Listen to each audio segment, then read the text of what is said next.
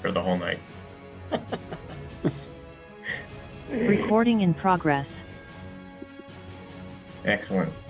All right, we'll call this meeting to order. This is a regular, or I guess it's not a regular, this is a special meeting of the Programs and Services Committee off of our regular schedule here in August. It is Wednesday, August 16th. We are being audio and video recorded. Hopefully folks have the agenda for this meeting, but let me just take a moment to tell you, we have a couple of appointments to do, and then we will get into a public comment session on the tree ordinance. Now we have, as folks recall, done a public hearing on the tree ordinance about a month ago. We had several comments on that. That item was moved no action necessary, in part because we do have this item before the City Council. So my intention tonight is to see if there are members of the public who wish to speak on this item and give everyone 2 minutes to speak on the tree ordinance, say anything they would like to say. And then the committee can take those comments into consideration. My intention was not to move to a deliberation of the committee on that item tonight or to a vote, because we also have another pressing matter, which is a docket item from some councilors requesting to place a non-binding advisory question on the ballot. And again, because of the calendar and the exigency of that item, I want to make sure we have time for that tonight as well. So my intention would be to come back to the tree ordinance probably in September for the committee to deliberate after we've heard from the public tonight. Any members of the committee have any questions or concerns about that in terms of process?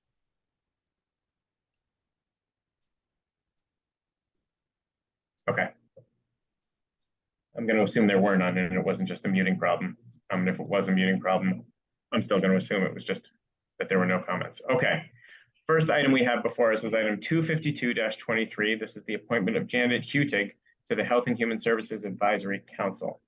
I'm assuming that Janet is our Janet without a last name.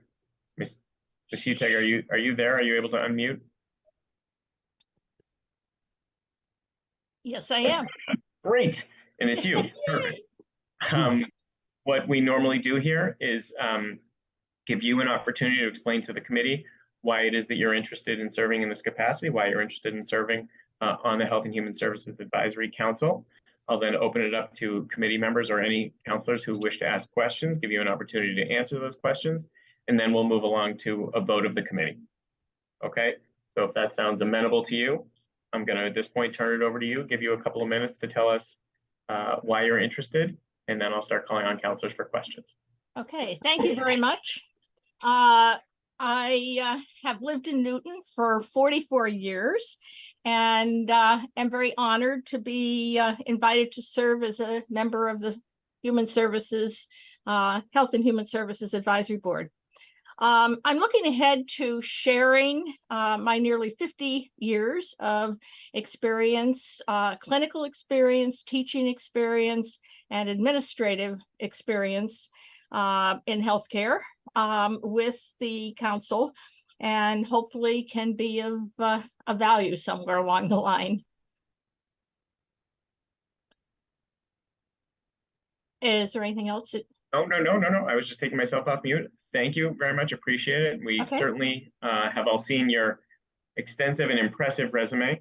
I want to say that I'm both a big fan of Wellesley College, and also I think there was some experience in there in and around Boston Medical Center, if memory serves, and Boston Medical Center Health. It was Harvard. I spend my days. It was Harvard Medical School and Mass General Hospital. Mass General. Okay. Right, okay.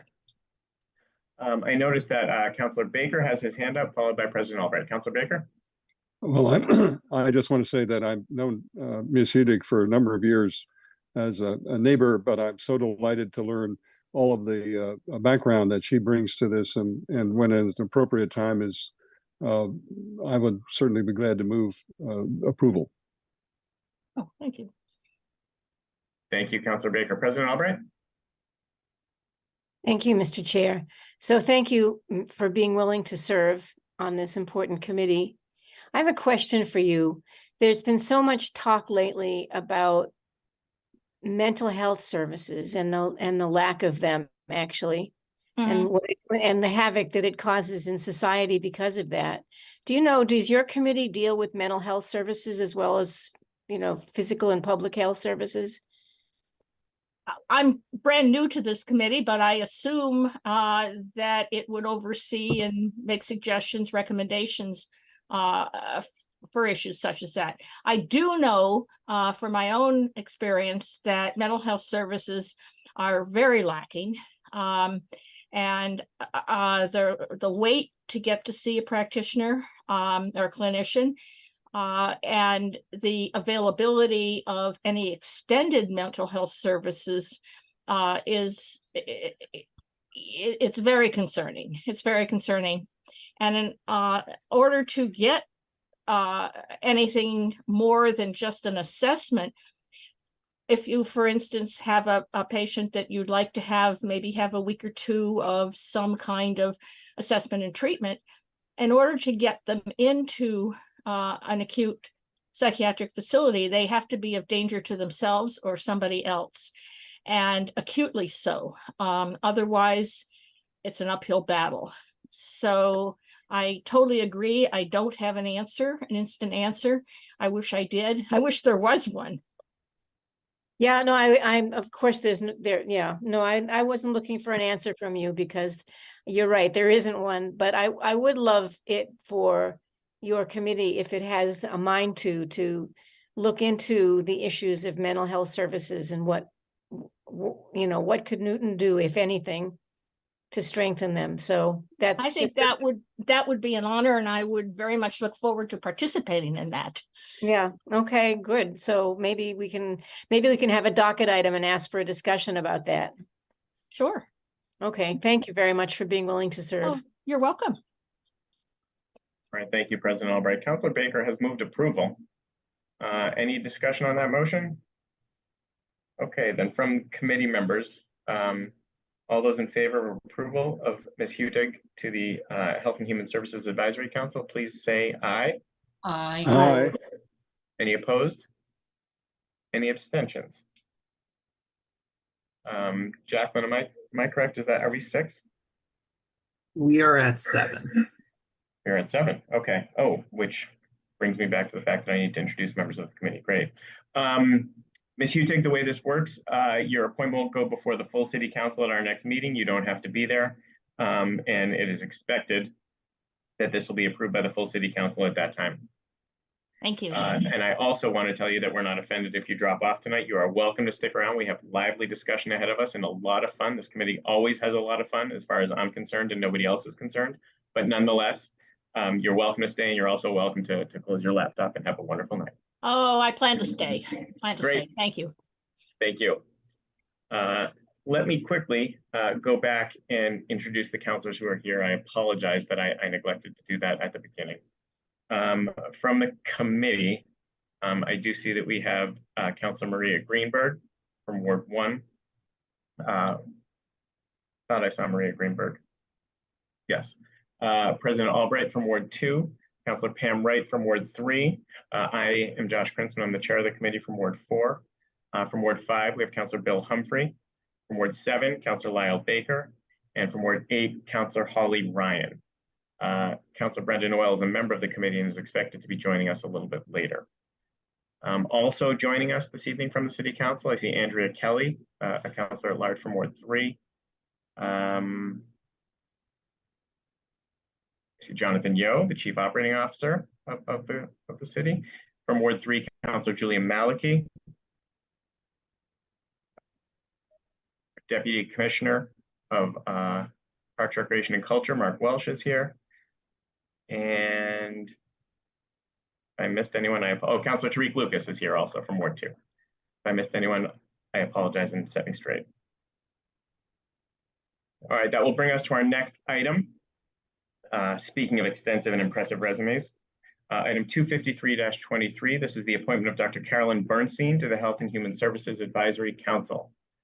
Ms. Bernstein, hopefully you were listening when I mentioned earlier that the process is normally to give you an opportunity to introduce yourself, tell us why you're interested in serving in this capacity, and then we'll move along to questions.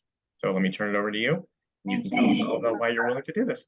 Thank you very much. I'm Dr. Carolyn Bernstein. I'm a physician at Brigham and Women's Hospital. I'm a neurologist. I am a researcher. I am a clinician. I do community outreach in the city of Boston. I am so excited to be part of this. Like my person in front of me, I have lived in Newton for a long time and have really wanted to get involved in the community. I want to give a nod to the city of Newton's COVID response. I was working in the hospital during COVID, dark days for sure. What I saw happen in our city made me really, genuinely proud to be a Newtonian. The response, the community engagement, the ability to take care of so many people, Mayor Fuller's outreach, all of that really resonated with me, and I'm really honored to have the chance to serve. And I do just want to tip that excellent question about mental health research resources. Although I'm a neurologist, my own work is around mindfulness and pain and decreasing opiate use and works along those lines. I have some ideas that I would love to share and brainstorm with the committee about things that we can do as a city, and I'm really honored to be here. Thank you. Thank you very much. I noticed that part of your training, at least, was at Boston City Hospital, Boston Medical Center. Yes, in the glory days. Yep. Fine institution and where I spend my days. So thank you for that. All right, I have some questions from the committee, so I'll go to Councilor Bill Humphrey, followed by President Albright. Councilor Humphrey? I was gonna move approval and obviously, of course, thank the applicant for a very excellent application and very qualified, and we're lucky to have you in this capacity. And I'm happy to also hear from other members of the committee as well, but I just wanted to get the motion there. Thank you very much. Thank you, Councilor. And you're sure, Councilor Humphrey, you're sure you found reason in this 72 pages of impressive accomplishments to approve this appointment? Okay. I skimmed through here and there. Okay. President Albright. Yeah, I just wanted to also thank you for being willing to serve, and also thank you for responding to the question about mental health services. And I think it's great that the two of you can bring, if you could bring that to the committee and then perhaps have a discussion with us if we docket an item to discuss it with you. So thank you very much for doing that and being willing to serve. All right, Dr. Bernstein, you are holding up pretty well under this rigorous questioning. So I'm going to see if we can go for one more here. Councilor Ryan? Yeah, I'm not going to be too hard either.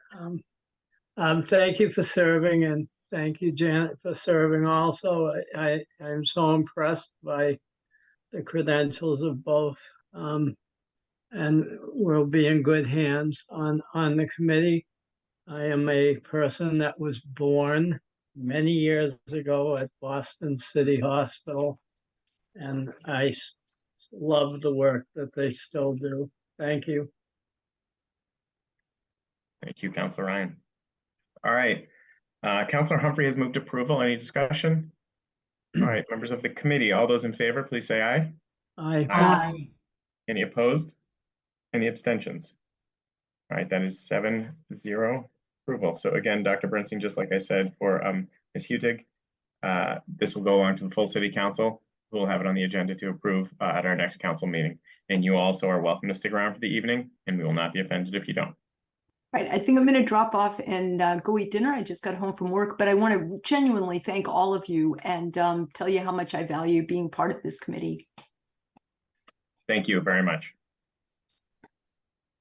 All right, I have been assuming, hopefully correctly, that the hands that are raised are folks who are interested in commenting on the tree ordinance.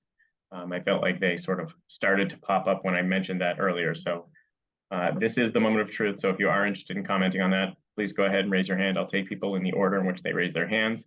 I'm going to introduce the items first, and then we'll move along to some public comments. So the two items on which we are accepting public comment are item 411-22. This is a request for amendment to Chapter 21, Article 3, Trees to extend tree protection and update permits.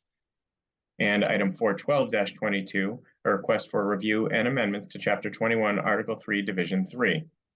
As folks know, I've been promising an opportunity for public comments.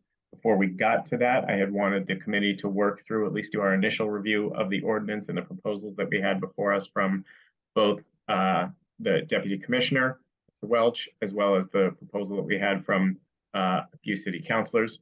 The committee did that. We made sort of initial straw vote recommendations, but I think all of us expressed an interest in hearing from members of the public. So that is what tonight's opportunity is. I want to also welcome Councilor Emily Norton, who has joined us as one of the doctors of the items I mentioned earlier. And if there was anyone else that I missed, I apologize. Let's move on to members of the public. What I'm going to do is give you at least 2 minutes to comment. I will tell you, if and when your time comes to a close, and I would ask you that you be respectful of the time so that we can make sure to hear from everybody this evening. All right, the first person I have on the list is, and also let me say right now that I apologize if I mispronounce anyone's name. It is certainly not intentional, and feel free to set me straight. Lawler Burdick, if I've pronounced that correctly, feel free to unmute and give us your comments. Are you able to unmute?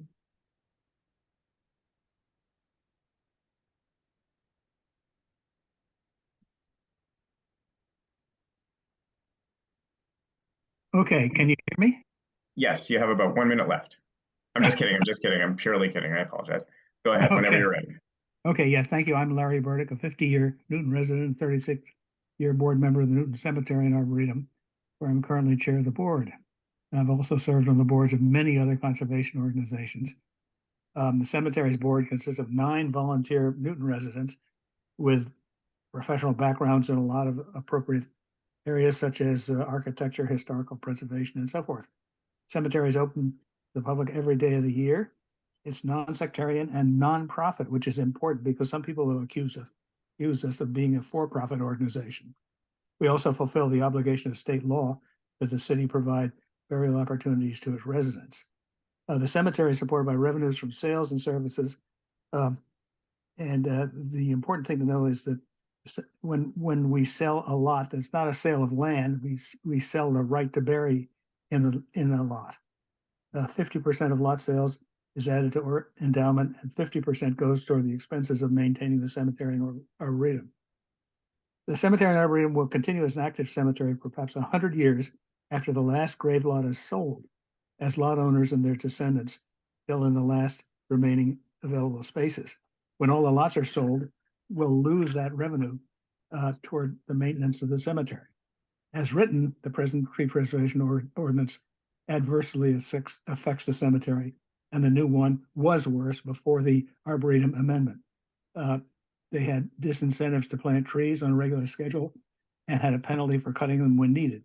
Normally, we plant about 60 trees per year, following a horticultural master plan, and it's something we can do efficiently with the staff we have. If the tree preservation ordinances give no credit for trees planted in the years prior to the clearing of space for new grave lots, but required the inefficient planting of perhaps hundreds of trees 1 year after clearing for the payment of a significant penalty. We believe it is in the city of Newton's best interest to keep the proposed exemption in the tree preservation ordinance, as it will help ensure that the cemetery will remain a beautiful arboretum and park. And we want to— Mr. Burdick, your time is up. Can you wrap up? Yeah, I want to thank you and the members of the committee who have been working to refine this ordinance for well over a year. Thank you. Thank you. I am willing to grant plenty of extra time for anyone who wishes to thank us. Just kidding. Sorry. Sometimes I make jokes.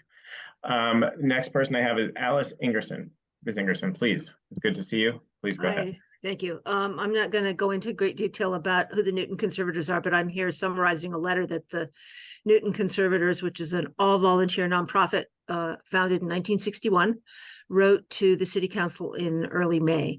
The letter basically says, we know that the focus to date of your work on discouraging ecologically negative actions is important, unnecessary tree removals, but we'd like to see the ordinance and the city policies generally encourage ecologically positive action by supporting trees as part of healthy urban forest ecosystems, rather than as just individual objects with decisions made one tree at a time.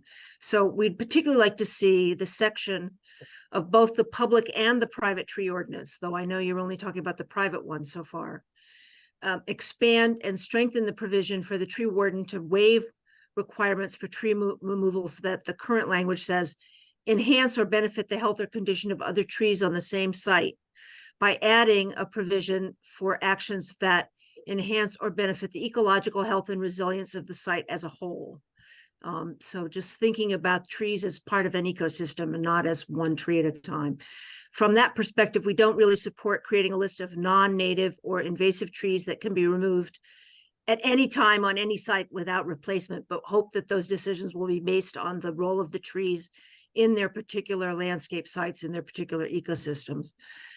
We also think it would be really helpful if the city could create some resources, examples, principles, whatever, not as part of the ordinance, helping people understand how they could think about trees in this way. So we'd be happy to help with that effort in developing those resources and in publicizing them through our website, webinars, and other educational programs. That's all. Thank you. Thank you very much. I want to say that if you have a specific proposal for language or an exemption, as some folks have done through email, you're welcome to email that to us as well. That goes for anyone who has a specific proposal or recommendation. Okay, let me see. Next on my list, I have Melissa Brown. Melissa Brown, go ahead. Thank you. 949 Chestnut Street. I'm a PhD social scientist and a climate activist. I thank the committee for the many hours you put into formulating this ordinance proposal. The 811 posted version includes some much needed elements. Further revisions are also necessary to make the new tree ordinance fair, fiscally responsible, and climate appropriate. Elements that should be kept include requiring a certified arborist, protecting abutters' trees, notifying abutters of tree removal applications, and requiring more replacement trees when larger trees are cut. 4 elements that need revision are: 1, expansion of exemptions to include the city's wealthiest homeowners, nonprofit corporations with no obligation to practice tree conservation, and according to the 811 summary, developers. 2, unfair application of the ordinance across the city such that modest homeowners will pay more than the wealthiest homeowners. 3, undervaluation of the health and environmental damages to neighbors and the city. 4, an unstated funding mandate for taxpayers to cover the costs for environmental damages from exemptions and to subsidize weak financial deterrents. Revisions needed to make that ordinance fair, fiscally responsible, and climate appropriate are: 1, to apply to protections to all trees 6 inches DBH and larger across all property in Newton.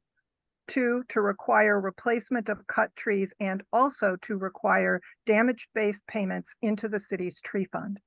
I sent written testimony via email that explains these problems in more details and links them to sections in the document. As local officials, your decisions affect Newton residents' lives daily.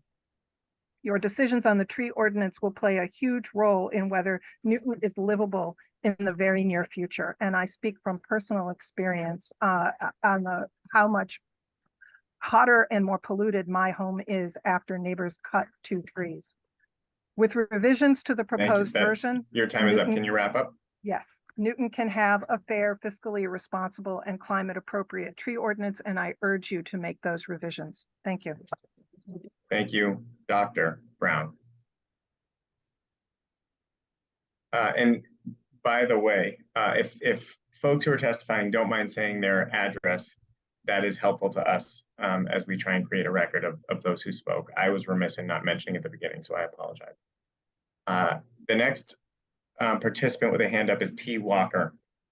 I apologize, P. Walker. I don't know your name, but if P. Walker could unmute, tell us name and address, that would be helpful.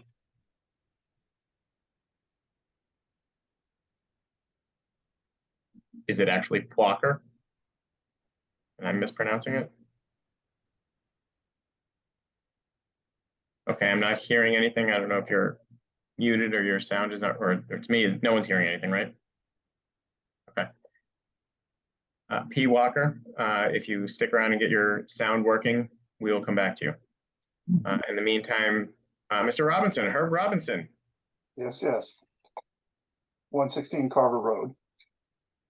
My comments are, first, I was trying to assess ANSI A300 Part 9 to determine how much risk is posed by the legacy tree that is 15 feet from my house and less than 10 feet from my neighbor's garage. I mean, it's a very old tree and it would totally flatten my house if it ever fell. But I shouldn't have to pay $20 to participate in an informed public debate. As such, I believe the reference to closed standards violates the state's open meeting laws. Perhaps copies should be included in the law or at least put up on the city website. I don't think the proponents of this law realize the impact that having a legacy tree on the property impacts old people who are nearing retirement age.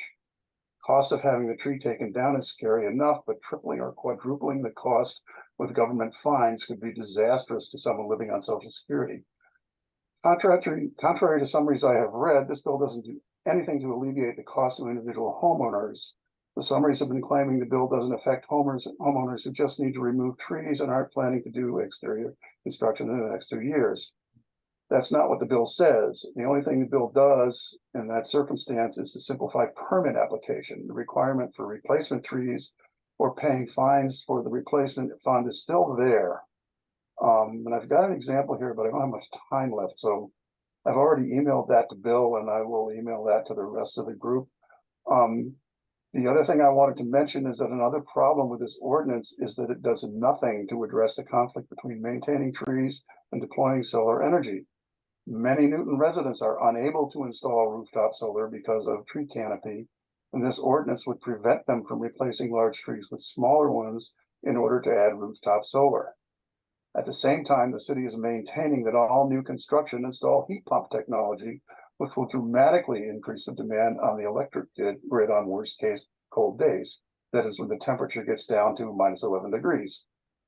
If you could wrap up, that would be great. And the last sentence I had written is putting forth a tree ordinance which hinders the deployment of solar and maintaining increased electrical use at the same time is kind of a ridiculous policy.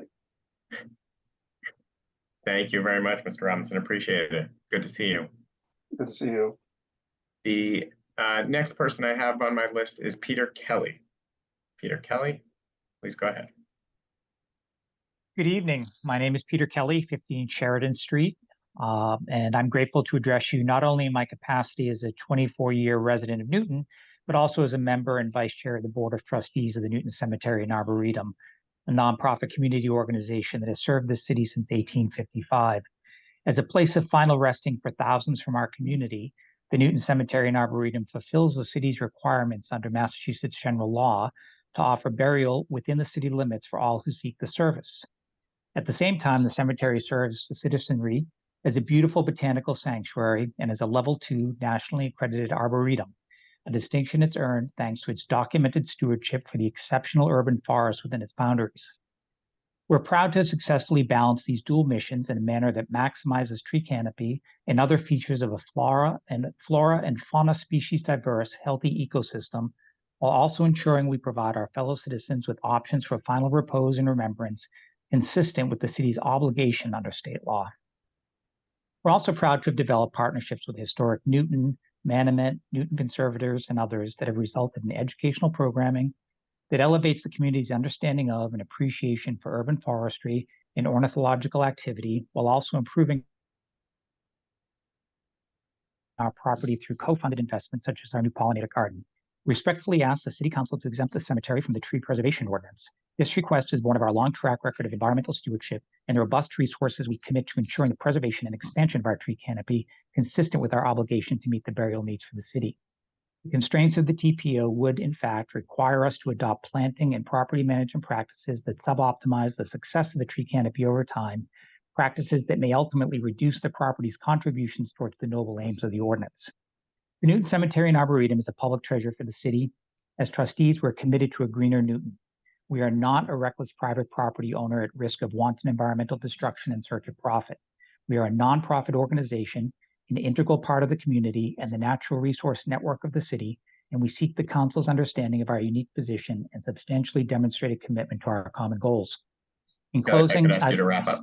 In closing, I'd like to thank Chairman Krinsman and the whole Program and Services Committee for their thoughtful consideration on this matter, their time in visiting the cemetery, and for the manner in which their work over the last number of months reflects so positively on the exercise of municipal government. Thank you. Thank you very much. Marianne Burris, and again, forgive me if I've mispronounced. That was correct. Thank you. Hi, my name is Marianne Burris. I'm a 30-year resident of Newton, 24 Ruane Road, and also the president of Newton Cemetery and Arboretum for the last 12. And I'd also like to thank the committee for all their hard work on the ordinance and for proposing the exemption language. The exemption is appropriate for our unique situation as a nonprofit cemetery and accredited arboretum. Newton Cemetery is zoned as a burial ground and committed to providing graves that meet the Newton's culturally diverse needs while also integrating aspects of a public garden. The goal has always been to achieve a balance of landscaping and enough graves to service the community. And the landscaping at Newton Cemetery is maintained to a higher standard than most. This is shown with our Arboretum accreditation, our horticultural master plan, and long-range vision for future burial space. The horticultural plan calls to increase the tree canopy, improve plant diversity, and expand native plantings. Trees are constantly planted at Newton Cemetery, but the ordinance discourages planting unless it counts towards replacement of removals. This forces a lot of trees to be planted in a short time, creating a less age-diverse canopy, and conflicts with our long-term approach. In the area where new burial space is being created now, 3 times as many trees are being planted over what was removed, and it was also demonstrated that the requirements of the ordinance were met if just the last 5 years of tree planting that we've done were counted, but that consideration wasn't allowed. The business and mission of a nonprofit cemetery that's also a public arboretum is complex and full of challenges. Newton Cemetery has been around for 170 years and will be around countless more, so there's always been a focus on the long-term plan for managing the organization and the plant collection into perpetuity. The trees planted today will become majestic trees that will benefit many generations, just as trees that were planted by Newton Cemetery's founders are benefiting us now. As Councillor Princeman put it so well back in November, rather than requiring the Arboretum to act like everyone else should be encouraged to act like an Arboretum. Thank you. Thank you very much. And excellent timing, by the way, as well. I see that Paul Walker is logged in with his hand up. I'm going to assume that you were the P. Walker. Yeah, that's me. If that's you. Yep. Can you hear me now? Yes, I can. Please go ahead. All right. Good evening. My name is Paul Walker. I am the Director of Operations at Newton Cemetery. I've been both a Massachusetts certified arborist and cemetery professional for 42 years. I'd like to thank the committee for your work on the tree protection ordinance and express appreciation for the proposed cemetery exemption language. The proposed exemption is reasonable and allows us to provide the best course for our tree collection. The current ordinance does not fit the operation of a cemetery or the role of an arboretum and adversely impacts both functions. The exemption allows our arborists to continue implementing our maintenance program and long-term planning as an arboretum without strict conditions designed to protect trees from removal by developers. The cemetery and arboretum are not developers, but stewards of the arboretum's tree collection and its functions as a cemetery for the city. As a level 2 arboretum, Newton Cemetery employs certified arborists to provide daily care for our tree collection of more than 2,700 trees. Our arborists perform tree pruning, plant health care, plant at least 60 trees a year, water, mulch, remove hazardous trees, and manage disease and pest problems. Our arborist staff collaborates with local schools, garden clubs, scientists from UMass, URI, and the Arboretum, Arnold Arboretum, to provide learning opportunities and promote trees and their health in the community. We also maintain a database of our current tree inventory, which aids in the planning of tree plantings for both the short and long term. There are unique challenges of being both a nonprofit cemetery and arboretum. The daily cemetery operations require many activities near trees. We need to excavate graves, dig monument foundations, and perform irrigation and water supply repairs. Our arborists oversee any work conducted near trees and mitigate the impacts of these activities to preserve the tree collection. The cemetery has limited space for future burials and tree plantings.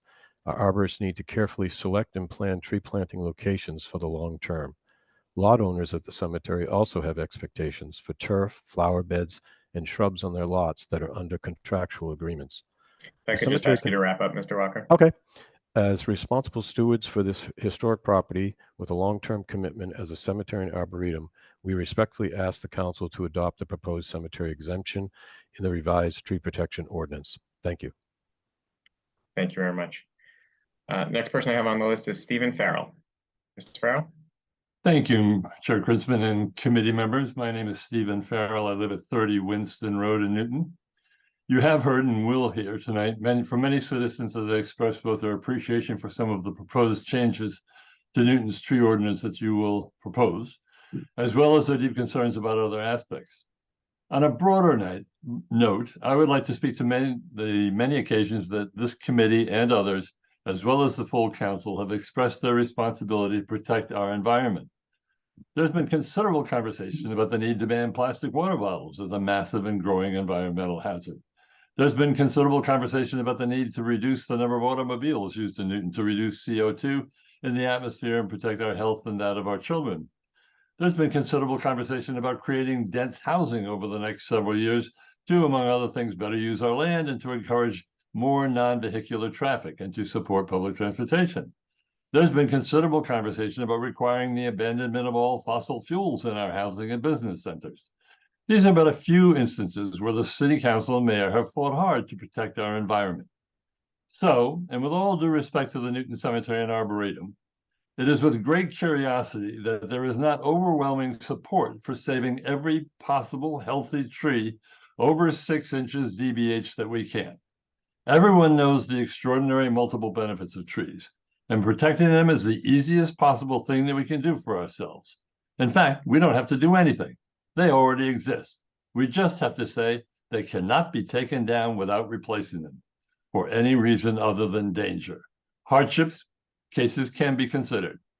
As I've noted earlier, some trees may be located on private property.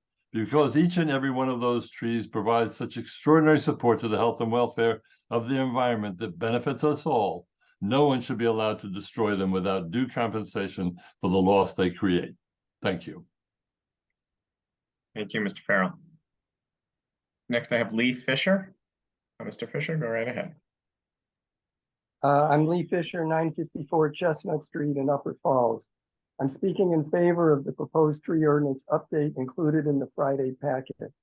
I'm especially relieved to see that this version adopts the administration's proposal to exempt 1 and 2 family lots, subject to a permit being issued and certain conditions being met.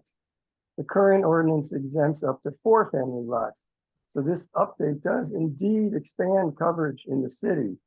But to eliminate all exemptions is a substantial expansion of coercive city power, and I assume is quite labor intensive for the urban forestry department to administer. Regarding the personal and property risks of mature trees, there seems to be a broadly held assumption that a certified arborist will be able to identify trees that are in danger of falling. I asked my arborist what fraction of trees that he sees fall could have been predicted to be in danger by visual inspection, and he said about 2/3.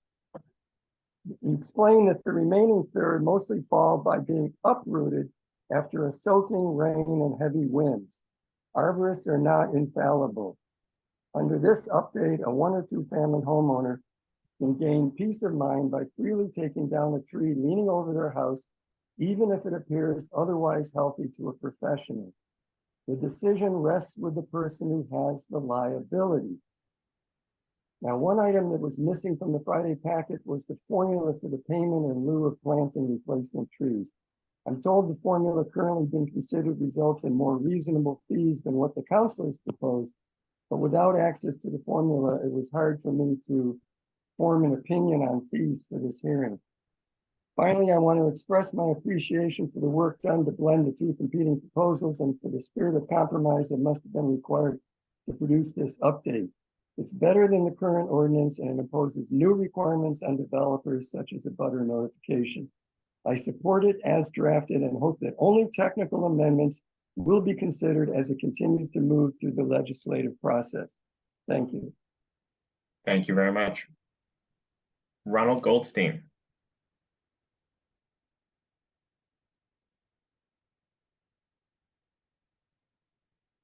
You're muted. Can you hear me now? Yes, Go right ahead. Yeah, I've lived on Commonwealth Avenue for 40 years on our property, and what I've noticed is that trees have been disappearing on Commonwealth, and I'm surprised at this ordinance because there's so much public land that's primed for planting of trees throughout Newton, and yet you're restricting the behavior of people like myself on our own private property. I planted trees, and some of them are quite big now, and I planted a few more this week. But I quite frankly resent being told that I can't cut it down after purchasing the tree and watching it grow, and maybe I'll decide to get something else, I don't know. But it seems like it's a lack of respect for private property.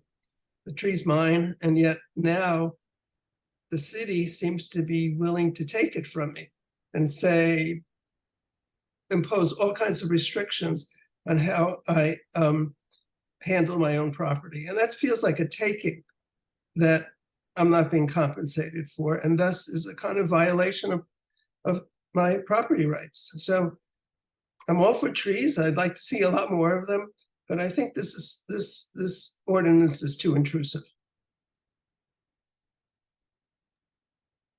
Thank you, Mr. Goldstein. If you can hear a dog barking in the background, I apologize. My animals get a little fired up when they hear about constitutional rights and violations and potential violations. The next user is screen name Save Our Trees. I'm guessing that's not your name, but if you would identify yourself and tell us your address, that would be great. Yes, my name is Pat Irwin, West Street, Nonantum. I thank you for your attention to this matter. I believe that all of the city's trees, including cemeteries, are part of our shared green infrastructure and a public good that must be attended to for Newton's and the greater good to help mitigate global warming. I agree we need a certified arborist. Also, that we need to protect abutters' trees, especially notifying them of removal applications, and to replace and take care of the replacement trees of the ones cut down. I want to see changes in the draft of 8/11/23 because I'm very concerned about the unjust expansion of exemptions, including the Newton Cemetery, which is a level 4, and the underestimation of the environmental damage and health to abutters and taxpayers.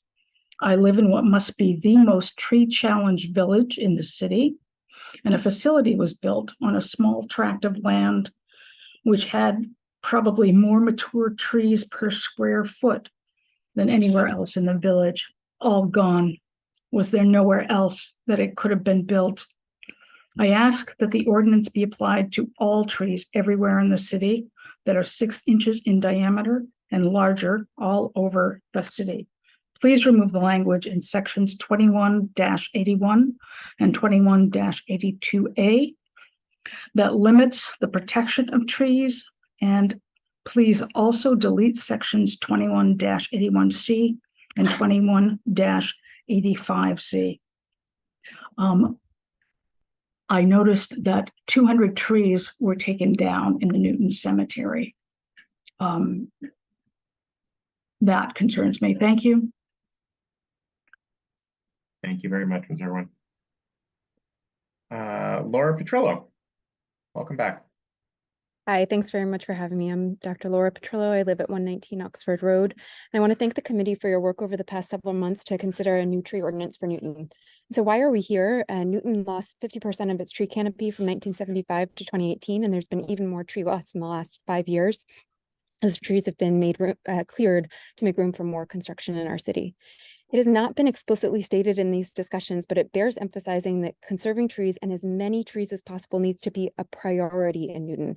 We're in the midst of rapid warming of our planet that threatens our very ability to sustain human life on Earth, and we need to mobilize much more quickly than we're doing now to save the planet for future generations. Trees are huge in the race against climate change.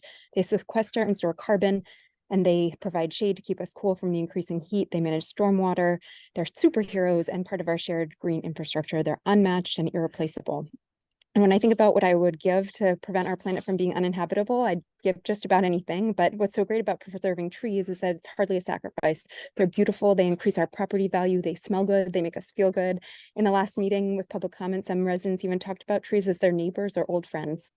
The committee discussions have been very well meeting in trying to balance the effort to preserve trees with what we're asking of Newton residents who might want to cut down a tree. But I found these discussions to sort of miss the point, actually. They characterize the tree replacement funds as punishment rather than a statement of what we value in Newton, which is preserving trees. If people want to put an addition on their home, they can likely afford to replace the trees they want to cut down to make the addition exactly as they want to make it. But ideally, the ordinance would make people realize and pause in their plans to recognize the immense irreplaceable value that trees bring and find a creative way to work around the tree. That would be the best iteration of this ordinance. And so I urge you to protect absolutely every tree possible, which would mean no exemptions for 1 and 2 family lots, no exemptions for the cemeteries.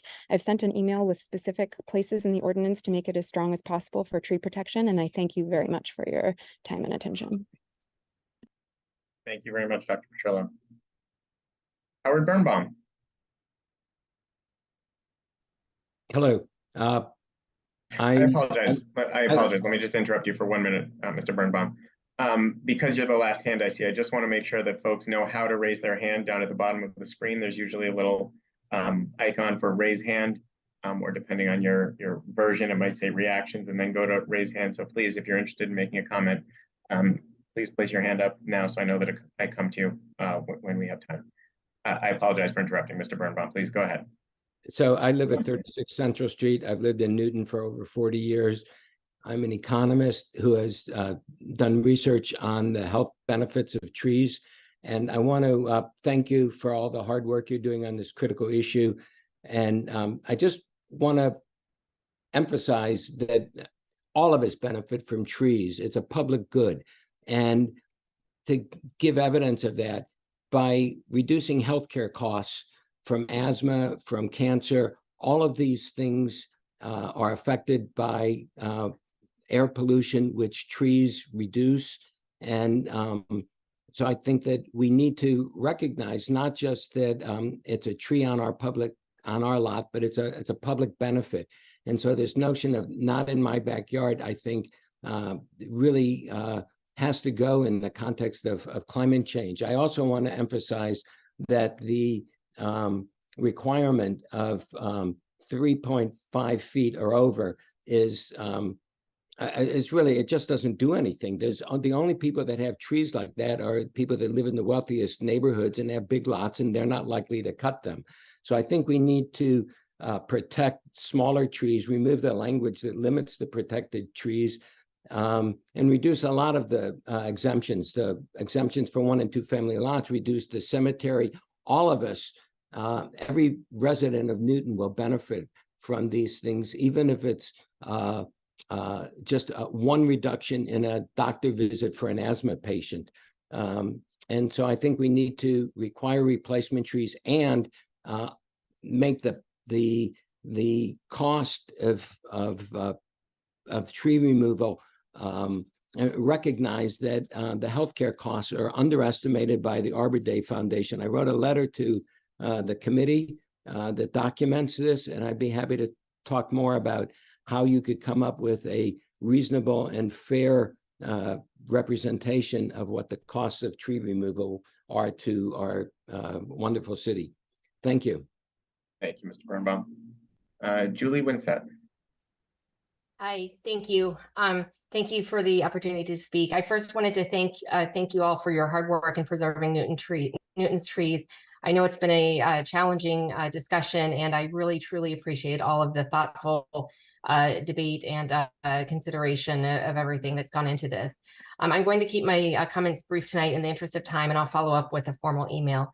I've spoken previously to this committee about the health benefits of trees, including air quality, decreasing heat, which is important with heat waves, which can be deadly for elderly and frail patients, absorbing water in heavy storms and flash floods, which can also be deadly for people, and also the benefits of mental health. And I've also spoken before and beseeched you to do the right thing for our children. I have 2 young kids, aged 7 and 10, and my heart aches for the world that we are leaving them. And I just sincerely just beg you to do something for our children. To speak to a few specific points, I ask that you apply the tree ordinance to all trees over 6 inches. I ask for particular consideration for more significant larger trees, but the smaller trees are critical too. They absorb carbon, they're growing, and they will soon be the giants that are now being cut down right and left. There are our city's future trees. I also ask that you do not have exemptions for homeowners. 1 and 2 family homes comprise most of Newton, and these properties nurture the majority of our city's trees. Ignoring this would be exempting over half of the city's trees and would defeat the purpose of the ordinance. I also ask for no exemptions for cemeteries, which comprise one of the city's largest green spaces and claims to be an arboretum. I also ask that any fees for tree removal represent the true consequences and value of the tree, including the environmental and community health benefits as I detailed. I urge you to act quickly. In the past year since the ordinance has been debated, tree destruction has accelerated. I've lost a number of mature oak trees on my street and just in the past 6 months. It's devastating, and these trees will not be replaced in our lifetime. In summary, for our children and all of our citizens of Newton and in the entire world, please make the right decision for our children, our Newton, and our world. Please protect our trees. Thank you. Thank you very much. Beth Wilkinson. Hi, Beth Wilkinson, 14 Trowbridge Street in Newton Center, a 29-year resident of Newton. And I spend a lot of time and energy and have trying to save trees. I was chair of the Webster Woods Advisory Committee and spent 2 or 3 long years trying to, and successfully, thanks to all of you, getting that saved. I very much think we need to save trees in Newton. I think the nuances about how we go about this ordinance are very important.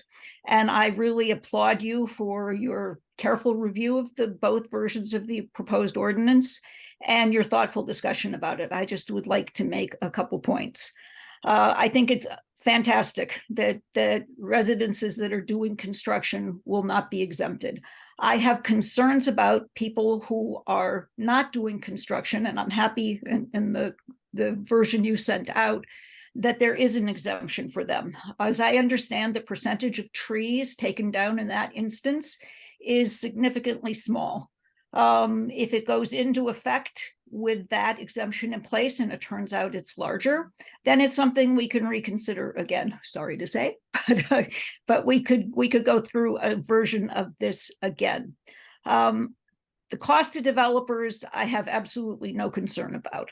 And there are some residents in the city that can afford to pay $5,000, $10,000, even $50,000 in mitigation fees to the city for taking down a tree. But there are many others for whom that is beyond their reach. And I think we have to have a sense of equity in ordinances that we enforce in the city. So I hope we stay on that track. I worry about preserving the trees we have. I also worry about the trees we don't have right now. I worry about trees that will be planted. I worry about small trees. And people have contacted me and have said, well, if this goes into place, I'm not going to let my trees get to 6 inches, or why would I plant a tree? And so what is the cost of that? I think it's worth considering, not only saving what we have, that's important, but also I think education, teaching people and encouraging people goes a long way.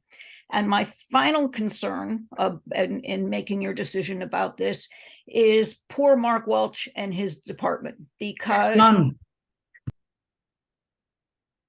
If I could just ask you to wrap up, Ms. Wilkinson, go ahead. Yes, I will. There's a lot of work that's brought about by this, and without the override passing, I don't know how possibly it will be done. So thank you for your consideration. Thank you.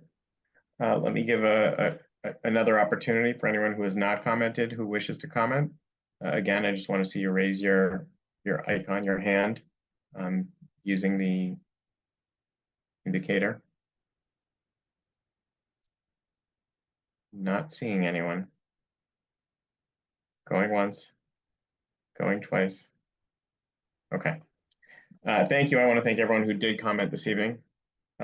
Members of the committee, if there's anything you'd like to say, you can. Otherwise, I would accept a motion to hold so that we can finish our deliberation of this item at another time. I move to hold. Councillor Ryan has moved hold. Any discussion on that motion? Okay.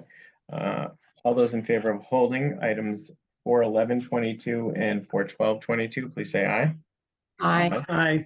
Any opposed? Any abstentions? Okay, 7-0. We will hold those items. Thank you, everyone, and thank you everyone who is both watching and also commented. We do appreciate it. And again, please feel free to continue to send us emails with your thoughts on this and any other item. The last item we have for the committee this evening is item 247-23. This is a request to place a non-binding advisory question on the ballot.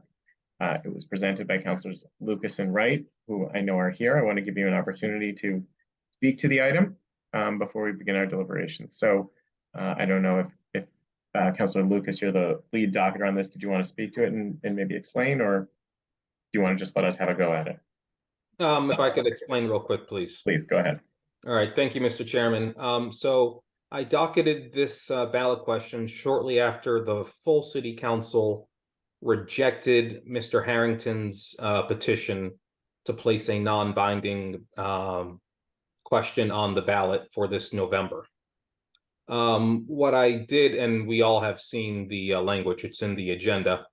What I did was I cleaned up some of the issues that arose in this committee and on the full council as to why folks voted to reject it. I eliminated some of the false claims or statements in his ballot question, and his ballot question was actually 4 questions.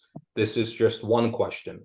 And I've tried to capture the essence of what we're trying to do with village center zoning in this ballot question that I submitted to the committee. So I am asking for the committee to approve it so it can go to the full council where we can vote on it. I don't know if Councilor Wright wants to say anything. I don't know if Councilor Wright wants to say anything either, but let's give her the opportunity. Councilor Wright? I agree. There were some issues with what Mr. Harrington brought forth, and that's why a lot of people rejected it. So this is basically a cleanup of what he was proposing, which was signed by, I think, at least 50 residents, but I think he had a lot more than that, trying to put this as a non-binding on the ballot. Okay, thank you. Just so everyone's on the same page, let me read what I believe is the language of the question. The question would be, should the Newton City Council vote to adopt a zoning ordinance for Newton Village commercial centers so that parcels under 30,000 square feet would have the opportunity to be redeveloped to construct multifamily housing or a mix of businesses and multifamily housing in buildings up to 3.5, 4.5 stories high without requiring on-site parking and prior approval from the City Council. First hand I see is Councilor Malachy, followed by President Albright. Councilor Malachy? Thank you. I just wanted to add, since I am one of the co-doctors as well, as Councilor Lucas said, this does capture the essence of the Village Center zoning proposal. It's general enough to actually still be accurate based on last night's meeting. Nothing in the list of elements of the item here has shown any indication of not being voted, in support of in the committee or in the council for that matter. And it is a non-binding question. So even if there was something changed, as long as you capture the essence of it, this is the best method we've got to gauge the opinion of the population at large. Thank you. Thank you, President Albright. Thank you, Mr. Chair.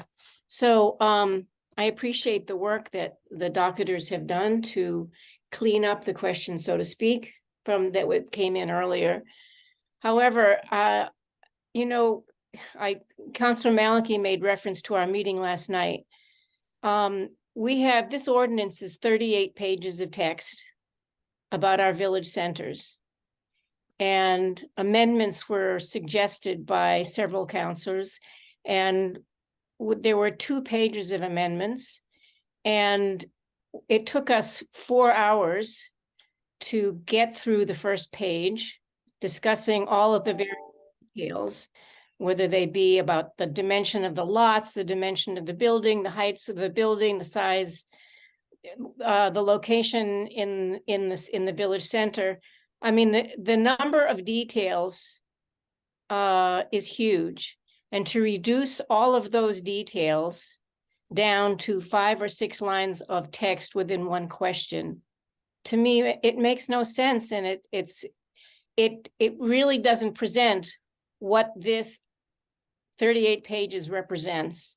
I welcome hearing from my colleagues on the committee how they feel about it, but from my perspective, this does not do justice to what these 38 pages are trying to do for our village centers.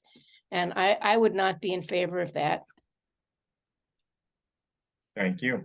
Councillor Baker, followed by Greenberg. Councillor Baker? So I have a slightly different view, or maybe more than slightly different. I think part of the challenge of this work that we're doing, as President Albright has indicated, is that it is a long and difficult process. Those of us who are on the committee understand that vividly. But it's going to cook and work some more. But I think that the choice that the public is going to be facing is at some point the council will vote this, and then I fully expect some citizens to be concerned enough about what we do that there's a risk of a referendum. I think that having a sense of the public in this way may offer a sense of how the community feels in a way that will enable us to do something maybe to avoid that. Because I think there's an interest in trying to move forward with this. We may disagree about some of the provisions and how it goes, but I don't think an advisory position in this case, petition, is a bad idea. So this is a much cleaned up version. I wasn't happy with the language of Mr. Harrington's, but I'd be prepared to support this in committee. Thank you, Councillor Baker. Councillor Greenberg, followed by Leary. Councillor Greenberg? Oh, thank you, Mr. Chair. As many of the co-docketers stated, this may represent some of the essence of the new ordinance, but there is no context presented here. There's no complex details presented or goals stated in this question. I believe this is a disservice to the public reading this ballot question. It doesn't inform them. It doesn't help them make a good decision on voting, and really won't help the council in making their decisions. So I will not be supporting this.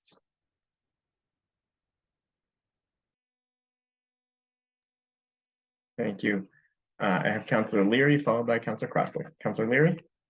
Thank you, Mr. Chair. I appreciate the chance to weigh in on this. I'll be short and blunt. This is an insult to the Zoning and Planning Committee. The agonizing, torturous, difficult work that we do every meeting this simplifies the work that we're doing into something that really is meaningless, and most people don't understand it. Last night, we actually made some significant progress and we reached consensus on a number of items. You can't distill zoning reform down to a few sentences that people are not going to quite understand unless they're one of the few that really dive into it and attend our meetings. We get elected to do this kind of work and to make these kinds of decisions. I think this is a very misleading item. I don't believe in doing regulation by ballot question anyway. I think it's just a bad way to work and to plan and to make decisions. So I would oppose this on the city council. Thank you, Councillor Leary. Councillor Crossley, followed by Councillor Humphrey. Well, thank you. Wow, I first of all have to thank Councillor Leary. I don't think I could say it as well, or maybe not even as strongly, because I'm trying to moderate here. But you know, I'm going to say first of all, we are a representative form of government, and for as long as I've been active in politics and city politics and caring and being a participant in our democracy, as Councilor Leary just said, we are elected to do the hard work. If people don't like what we do, they can vote us out at the next election. And I'm not afraid of that, because I know that we are working extremely hard and well to achieve some core objectives that are not in this question, that are what the committee agreed unanimously are challenges that confront the city. And to use the book of rules on land use development or zoning ordinances, but it's just a book of rules that tell us where we can build and what we may build, is a complex puzzle that we have to solve. We have to make concessions on one side or the other, but the pieces interrelate importantly. And a single question, no matter how well written it is, simply cannot reflect that work. So I think actually putting a ballot question forward, it's not a survey. This is not the same thing as a survey. A survey could be constructed with 20 or 50 questions that might give us some sense of how the community is feeling, and it would have to be done extremely well in order to be objective and true. But I think that this is doing a disservice to our constituents because it misleads them on what the matter is before them. You know, honesty is telling the truth, and there's nothing untrue in the statement, in the question that's being put forward, but integrity is telling the whole story. And I really just don't think we can tell the whole story. I think it's simply impossible to tell the whole story in a single question. So, and I do also think it disrespects the council's work, because it is misleading to say or to suggest that the work that we have done, as others have said, could be distilled into this single question.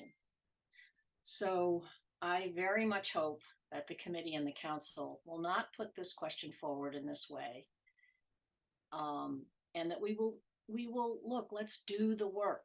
Let's collaborate. We are taking amendments. We are refining the text, and we will be refining the maps. And we're going to do the best work that is possible to get the best product out there to serve the goals that we have decided need to be served. Thank you. Thank you, Councilor Crossley. I'm going to keep going to councilors who haven't yet spoken, and then I'll come back to folks who have their hand up for a second time. Next, I have Councilor Humphrey, followed by Councilor Noel. Councilor Humphrey.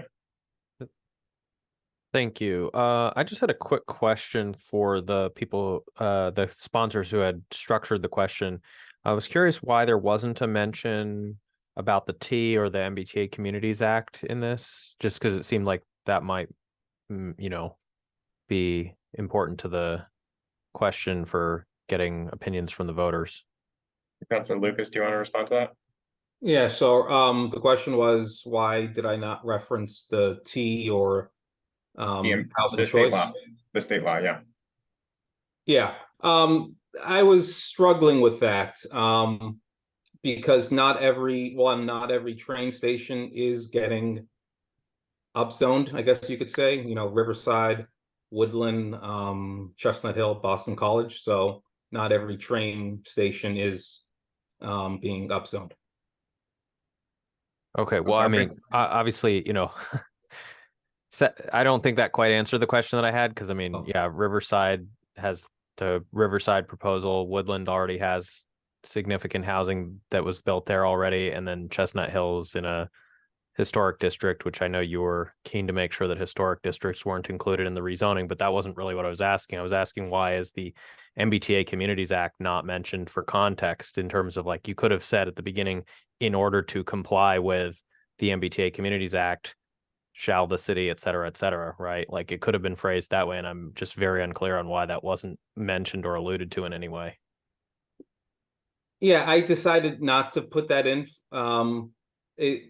It was just to capture what we are trying to do with the zoning, just the I guess you could say, the major focal points of the zoning, not so much housing choice.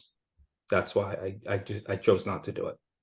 There's 6 villages that are not covered under the MBTA Act. Councilor Wright, I apologize. Oh, That I'm was- sorry. that's Okay. Structure. Yeah, Councilor Humphrey, go ahead. No, I'll leave it at that. Thank you. I'm fine to hear from Councilor Wright as well on this. Councilor Wright, go ahead. So the MBTA is only addressing, I believe, 5 villages, but 7 additional villages are being upzoned. So it was, we wanted to capture all of it. And again, we wanted to keep it as simple as possible. And the other thing is, this is non-binding. And I'm hoping putting it on the ballot is, usually there's some more description on there, but if people will do a little bit more work or homework and look into it, because there's still a lot of people out there that have no clue. Councilor Wright, I'm going to come back about to you for this. comments on it. I just wanted to see a Okay. response about the MBTA Communities Act. Yep. So, I guess, thank you, Mr. Chair. I would just say, there's 11 MBTA stations and all but 4 of them are affected by this. So it does seem like important context that would be missing from this question. Thank you. all right, thank you, Councilor Humphrey. Next I have Councilor Noel, followed by Councilor Ryan. Councilor Noel? Thank you. And I apologize for being late. I had a family commitment tonight, but I didn't want to miss an opportunity to weigh in on this. I align myself with Councilor Leary's comments, as well as I appreciated Councilor Crossley's comments on truth versus integrity. When I first read this docket item, it just seemed to me of more of the same, just an effort by a small contingency of councilors to just completely derail the zoning redesign process. I don't doubt, regardless of where this lands, there's going to be a referendum on that, and I welcome that, because what we learned from Northland is that the overwhelming number of Newtonians understand the complex relationship between the environment and housing. They understand that their family members can't live here. They understand that they're driving 2 hours to visit their grandchildren. They read reputable newspapers and articles and understand that we're at a crisis with housing and the environment. So I welcome that referendum because I think it will put this issue to rest. I'm going to vote against this docket item. It's just more and more nonsense. We are 2 years into this and it's time to call the vote. And I urge Chair Crosley to call the vote and let's not tonight, but call the vote on the larger zoning issue. Oh, okay. Okay, sorry. Because this is just more Robert's rules parlor tricks. And as a sitting councilor, I've had it and I'm ready to move forward with this. And I hope it does go to a referendum so that we will unequivocally put this issue to rest. And I will not be supporting this docket item. Thank you, Councilor Noel. Councilor Ryan. Thank you, Mr. Chair. I'm glad a lot of people went in front of me. I came out, I'm a member of the Zoning and Planning Committee, have been since I've been on the council for almost 4 years. And I feel like that's just all I've been doing is this zoning. I know we did other things, but it just takes over everything in that committee. And, we were going along and then the state passed the MBTA Communities Act, and that's threw more work at us and more ways to now we had to do by right housing, and it made things harder. I came out of the meeting last night that lasted a little over 3.5 hours. And as Councilor Crossley said, we did 1 page of a few, and but I came out feeling good after that long because we compromised, we came to a consensus on things that we hadn't the meeting before. I thought we worked very well together, and my point is that we're doing the work. And the question that we want to go on the ballot from my colleagues still isn't enough substance for for our residents to quite grasp and understand the entirety of what we're doing. I think we should just keep trudging along. I too am not afraid of a referendum. It's the right, it's the law, it's the charter, it's whatever you want to call it. We've had them before, we've had them recently. And it's, you know, it is the right. So I don't fear, never will fear a referendum or another ballot question, but I just don't feel this is the right one. So I will be voting against it here in committee and against it in the full council. Thank you. Thank you, Councilor Ryan. The remaining hands are folks who are looking to speak again, so I'm just going to take a moment to let you know how I feel, and then I'll come to the other councilors, if that's okay. I looked at this question as I looked at the last question. I've also been a member, like several others, on the Zoning and Planning Committee, and been through this exercise and have seen the extent to which we have worked on it and the depth with which we have delved into this ordinance and how much it has taken to really understand what we're doing and the decisions we're making. So I went through an exercise and I tried to see what it would be like to actually put non-binding ballot questions that actually asked all the things that we've sort of been asked as a committee, and see if, you know, we wanted to get the opinion, the actual opinion on all the questions and all the answers that we as a council are giving as we go through this ordinance. I'm not going to read them all to you, but to Councilor Humphrey's point, the first question was, should the city of Newton comply with the recently passed state law known as the MBTA Communities Act, which mandates communities serviced by the MBTA to adopt zoning to allow multifamily housing to be developed in certain areas close to transit? Another question was, should Newton comply with the MBTA Communities Act by adopting zoning which would enable at least an additional 8,330 units of housing? I came up with about 30 questions before I stopped. Should there be overlay districts accounting for diversity of areas of the city with varying desired densities and uses? If there are overlay districts, should they be tiered by the most dense to the least dense, beginning with the central commercial area and progressing towards the surrounding residential areas? Again, I came up with about 30 questions. I'm not going to bore you with all of them because it would take a long time. But to the point that Councilor Leary and Councilor Crossley were making earlier, I also thought either number 1 at the beginning of that list or number 31 at the end of that list, there ought to be a question that says, you know, yes or no, I decline to answer all these questions because this is what I hired city councilors to do, and I'd like for them to do their job. So I think this is on us to do this. I think it's on us to understand the will of the people of the city, to understand public opinion. I believe it was said earlier that this non-binding advisory ballot question would be the best way to get public opinion. I completely disagree with that. I think it's a terrible way to actually get public opinion. I think a no vote on the ballot question could be because someone doesn't want to do this, or it could be because someone wants to do even more than what we've already accomplished. There are a number of reasons. We heard arguments like that on previous ballot questions. So I agree with Councilor Leary that I don't think it's a good way to judge public sentiment or public policy. So I am also going to be voting no on this. Councilor Wright, followed by President Albright. Councilor Wright. Thank you, Chair Krinsman. I just wanted to address Councilor Humphrey. So there are 6 villages that aren't affected by the MBTA communities, but are affected by the Village Center Overlay District. So again, we wanted to keep it simpler. My perspective, again, it is non-binding, and it's to get people out and start talking about it and start understanding it, because going door to door, there are so many people that don't know anything about this. And yes, we're elected to represent our residents, but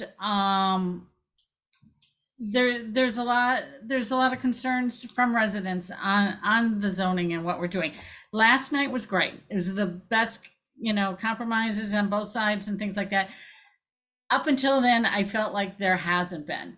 And so I think we're making progress, but there's so many people that don't know what's going on out there. And I think putting this on will get people to talk about it and hopefully do some more research and figure some of this out. Thank you. I'm supporting this. Thank you. I am surprised, I have to say, that you are in fact supporting your own docket item, but thank you for clarifying that. President Albright. So I'd like to make a motion, but before I do, I'm glad to have heard from almost all the colleagues on the committee. And to summarize, in terms of the context that's missing, this question makes no mention of the goals that we have for our village centers to make them, to keep them and enhance the vibrancy of our village centers, to have more feet on the street so that our mom and pop shops in our village centers can survive. They're struggling. They're struggling, especially because of COVID, and they're still struggling. Many people have noted that the addition of the housing in Newtonville has changed that in Newtonville, and there's much more activity there because we have this additional housing. Another goal is to have more families, more people come to live in Newton to stem the tide of the declining enrollment in our schools. And finally, there's a tremendous housing shortage in Massachusetts. The governor just said 200,000 units short, and we're outsourcing our young people to other states because of the cost of housing. So this could help stabilize or even reduce the cost of housing. So these goals are not mentioned in this question. We as counselors are obligated by Chapter 40A of the Mass General Laws to do the housing for our city. That's our job. That's what we're hired to do. That's what we're elected to do. We can't give it away to anybody else. I think that this question also doesn't represent the breadth and depth of the 38 pages of text that we spent 4 hours going over last night with amendments. And Councilor Wright, I think that I don't know if you said you were surprised or I guess you said you were happy with the compromise, but this is how this committee should work and has worked in the past. And I think the fact that you jumped the gun, you and other colleagues who have created this have jumped the gun and with not giving the process the time to work out the compromises that will eventually come out. And that's what a committee process is all about. And I guess you had no faith that committee process would work. Anyway, for all those reasons, I move that we deny this docket item. All right, President Albright has moved to deny the docket item. Councilor Crossley? You're muted. You're on mute, Councilor Crossley. Thank you.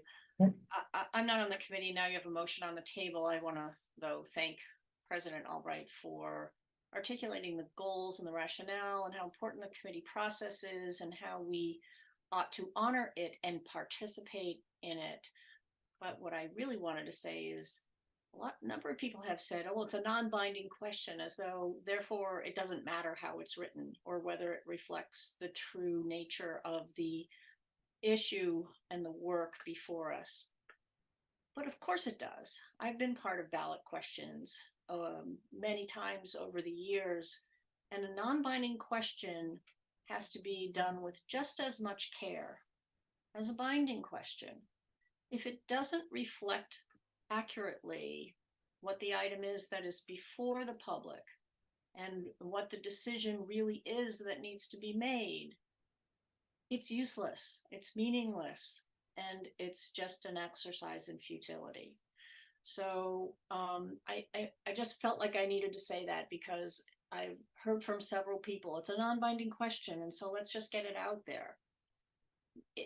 Getting something out there needs to be, the result needs to be a valuable one based on how well the question is put together and what it's representing. Thank you.